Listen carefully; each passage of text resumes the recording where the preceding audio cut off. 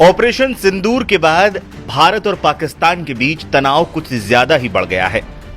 भारत की जवाबी कार्रवाई से बौखलाए पाकिस्तान ने गुरुवार देर रात जम्मू, राजस्थान, पंजाब और गुजरात में मिसाइलों और ड्रोनों से हमला कर दिया। हालांकि भारत की एयर डिफेंस सिस्टम ने इन मिसाइलों को हवा में ही मार गिराया। इसके बाद भारत ने भी हमलों का जवाब देना शुरू कर दिया। भारत की ओर से पाकिस्तान में मिसाइल और ड्रोन हमले किए गए। पाकिस्तान के गुरुवार को हुए हमले और भारत की जवाबी कार्रवाई के बाद तुर्की ने एक बार फिर पाकिस्तान का रोना रोया है। राष्ट्रपति एर्दोगान ने एक्स पर एक लंबा पोस्ट लिखा। उन्होंने लिखा, हम चिंतित हैं कि पाकिस्तान और भारत के बीच तनाव मिसाइल हमलों के बाद एक संघर्ष में बदल जाएगा, जिसके परिणाम स्वरूप कई नागरिक मारे जाएंगे। मैं हमलों में अपनी जान गंवाने वाले हमारे भाइयों के लिए ईश्वर से प्रार्थना करता हूं और एक बार फिर पाकिस्तान के भाईचारे वाले लोगों और राज्य के प्रति अपनी संवेदना व्यक्त करता हूं। कल मैंने प्रधानमंत्री शहबाज शरीफ के साथ बातचीत की। हम जम्मू कश्मीर में हुए जघन्य आतंकवादी हमले की अंतर्राष्ट्रीय जांच के लिए पाकिस्तान के प्रस्ताव को अहम मानते हैं। हालांकि कुछ लोग आग में घी डालने का काम कर रहे हैं, लेकिन हम तुर्की के रूप में तनाव को कम करने और बातचीत के रास्ते खोलने के लिए हर संभव प्रयास कर रहे हैं। इससे पहले की घटनाएं ऐसी स्थिति में पहुंच जाए कि जहां से वापसी संभव ना हो। आपको यहां यह बताना जरूरी है कि भारत और पाकिस्तान के बीच बढ़ते तनाव के बाद पाकिस्तान ने तुर्की से हथियारों की बड़ी खेप की मांग की थी, जिसके बाद कई फाइटर जेट्स तुर्की से पाकिस्तान पहुंचे थे। इसके अलावा समुद्री रास्ते से भी एक बड़ा नेवल शिप पाकिस्तान पहुंचा है। हालांकि तुर्की इन बातों को मानने से इनकार करता रहा है, लेकिन ये कोई छिपी हुई बात नहीं है कि तुर्की पाकिस्तान का किस तरीके से समर्थन करता रहा है। अब हालिया तनाव के बीच तुर्की ने एक बार फिर पाकिस्तान का ही समर्थन किया है, लेकिन भारत की तरफ से इसका करारा जवाब भी दिया जा रहा है। गुरुवार को सर्वदलीय बैठक में AIMIM चीफ असदुद्दीन ओवैसी ने इस मुद्दे को उठाया था। ओवैसी ने सर्वदलीय बैठक में तुर्की के पाकिस्तान की हिमायती बनने पर कहा था कि तुर्की खुद कुर्द आतंकवादियों को मारता है, हम भी आतंकवादियों को मार रहे हैं। और तुर्किया को हमको समझाना है कि तुर्किया पूरे विश्व में एक ऐसा कंट्री है जो अपने ही देश में जो टेररिस्ट ऑर्गेनाइजेशन है कर्ड्स, उनको बॉम्ब करता है। इराक में जब तक उनसे डील नहीं हुई वहां बॉम्ब करता था, अब सीरिया में भी बॉम्ब करता है। तो तुर्किया को समझाने की जरूरत है कि जब आप कर्ड्स के ऊपर जो टेररिस्ट ऑर्गेनाइजेशन है उनको आप एक्शन ले सकते हैं, भारत पे क्यों वो सवाल उठा रहे हैं। और हमने कहा कि ये आज पाकिस्तान इसको और एस्केलेट ना करे। इस सिलसिले में आज ईरानियन फॉरेन मिनिस्टर दिल्ली में है, सऊदी फॉरेन मिनिस्टर भी दिल्ली में है। आज के ऑल पार्टी मीटिंग में मैंने कॉम्प्लीमेंट किया हमारी आर्म फोर्सेस को और भारत सरकार को कि उन्होंने एक ऑपरेशन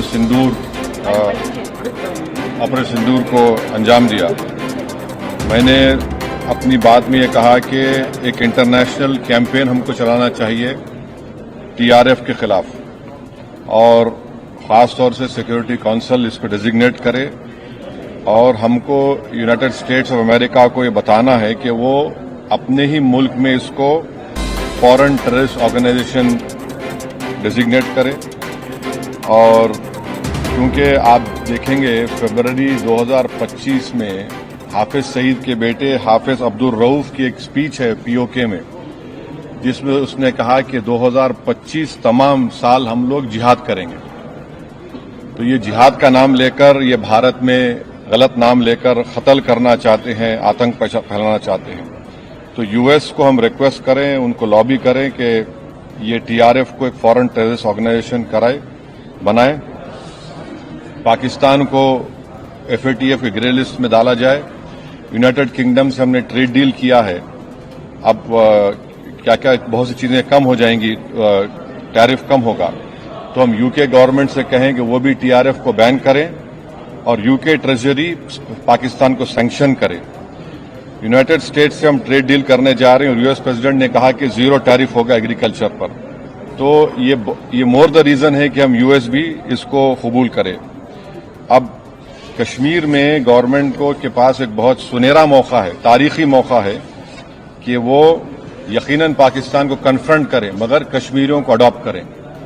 आप कश्मीरियों को करीब करें और खास तौर से मैंने कहा कि जो पूंछ में जो लोगों की मौत हुई, सिविलियन लोगों की, और उरी में जो लोग जख्मी हुए, जिनके घर को नुकसान पहुंचा, गवर्नमेंट उनको टेररिस्ट विक्टिम का ऐलान करे, क्योंकि पाकिस्तान शेलिंग में उनकी मौत हुई है, और सिक्योरिटी रिलेटेड एक्सपेंडिचर के तहत मरने वालों को एक्सग्रेशिया दे और सरकार उनका घर बना के दे। और मैंने कहा कि साउथ कश्मीर में गवर्नमेंट को बहुत एहतियात से काम करने की जरूरत है, वहां के यूथ को हमको करीब करना है। और जो ऑपरेशन सिंदूर हुआ उसका मेरी नजर में सबसे बड़ा इंपॉर्टेंस ये है कि मुरीदकी और भावलपुर पर अटैक होना, ये नॉन टेररिस्ट ऑर्गेनाइजेशन हेडक्वार्टर्स हैं, ये बहुत अहम बात है जिसको हमको समझने की जरूरत है। मिलिट्री स्ट्रेटेजी वाइज आप देखेंगे अब हमारे देश के लिए दो फ्रंट हॉस्टिलिटी होगी, LAC और LOC पर, इसलिए कि जब 16 में उरी हुआ, 2019 में हम बालाकोट किए, आज हम हमारी 50,000 फौज गलवान और पे बैठी हुई है। तो ये टू फ्रंट हॉस्टिलिटी को हमको देखने की जरूरत है। चाइना से हम इतना एक्सपोर्ट कर रहे हैं, इंपोर्ट से ज्यादा एक्सपोर्ट, चाइना से इतना इंपोर्ट कर रहे हैं, एक्सपोर्ट से ज्यादा हो रहा है। तो हम चाइना पर भी इम्प्रेस करें कि वो पाकिस्तान को, TRF को, जितने टेररिस्ट वांटेड है इंडिया, उसको हवाले करें।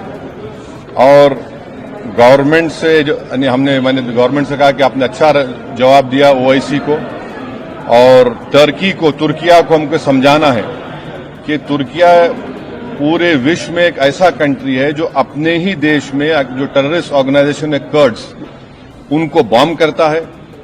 इराक में जब तक उनसे डील नहीं हुई वहां बॉम्ब करता था, अब सीरिया में भी बॉम्ब करता है वो।